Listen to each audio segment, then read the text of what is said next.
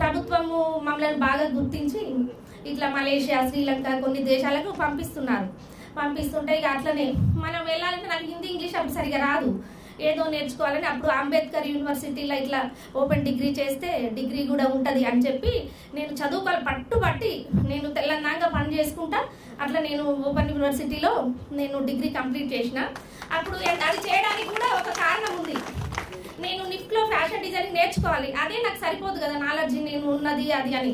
నేను నిఫ్ట్లో fashion designing చేయాలని చెప్పి నాకు డిగ్రీ లేని తీసుకోరు వాళ్ళు. 10th క్లాస్ అంటే నన్ను తీసుకోరు. ఆ డిగ్రీ పాస్ అయ్యి నేను నిఫ్ట్లో ఫ్యాషన్ డిజైనింగ్ చేసిన. నాకు చిన్న 3 పిల్లలు, నా పిల్లల్ని మంచిగా చదివించుకున్నా, ఇట్లా అన్ని చేసిన.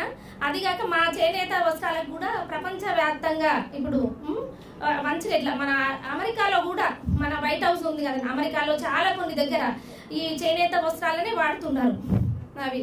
అదిగాక మేము కొత్తగా ఏదో కనిపెట్టాలి అని చెప్పి మీ చెట్ల రంగుల నుంచి వచ్చే పండ్లు, పూలు, కాయలు, ఆయుర్వేద మూలికలతో కూడా మన చేనేత వస్త్రాలను తయారు చేస్తున్నాము.